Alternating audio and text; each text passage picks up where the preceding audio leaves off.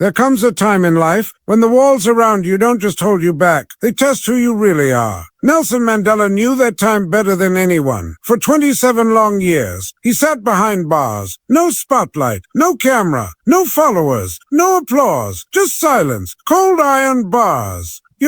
And a question echoing in his soul. Do I give up or do I rise? Most people after a week in prison would have broken. After a month they would have surrendered. After a year they would have lost their mind. But Mandela, he turned a cell into a classroom. He turned pain into power.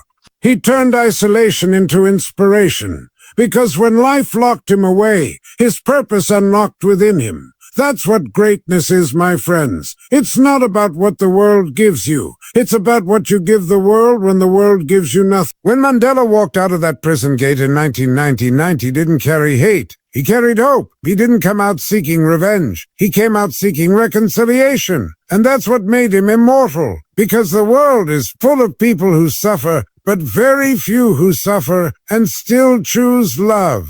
You might be going through your own 27 years right now, maybe not behind bars, but behind bills, behind pain, behind rejection, behind failure. And you're wondering, why me? But the truth is, that struggle is shaping you. It's molding you for something greater. It's preparing you to lead, inspire, and ignite others. So don't curse your pain. Don't run from your challenge. Don't let the bars of your situation define your spirit. Because when Mandela walked free, the world saw freedom walking too. And maybe one day when you walk free from your struggles, someone else will see hope walking too. Remember this. A courage is not the absence of fear, but the triumph over it. That's Mandela's legacy. That's what Ignite Purpose Digital Network stands for. We're not here to live small.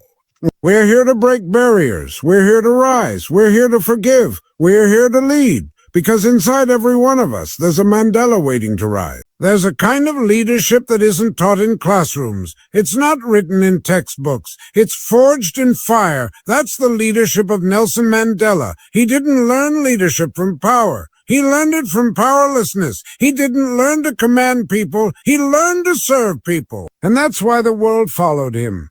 Because true leadership is not about being in charge. It's about taking charge when everything falls apart. Mandela wasn't just a man who survived prison. He was a man who grew in prison. While others saw walls, he saw wisdom. While others gave up, he grew up.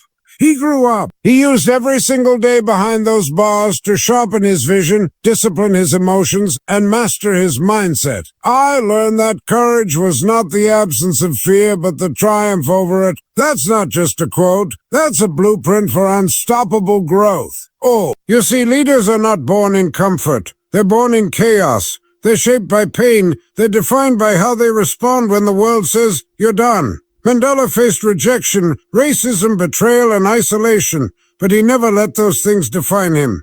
He didn't say, "I'm a victim." He said, "I'm a vessel for purpose, for peace, for power," and that's what made him unstoppable. Now let's talk about you, because maybe you're not locked in a physical prison, but maybe you're locked in the prison of comfort. You wake up every day, hit snooze, scroll through your phone, and let the world decide who you are. You're free on the outside, but trapped on the inside. Mandela had no phone, no social media, no platform, and still he built one of the most powerful movements in history, through his mind. So what's stopping you? You say you don't have resources, you don't have support, you don't have time. Mandela had nothing, and he made everything happen. That's the difference between excuses and execution. Excuses sound smart to the person who makes them, but execution changes the world. Do not judge me by my success. Judge me by how many times I fell and got back up again. Let that sink in. Because we live in a generation obsessed with success, but allergic to struggle. Everybody wants to shine, but nobody wants to grind. Everybody wants the glory, but nobody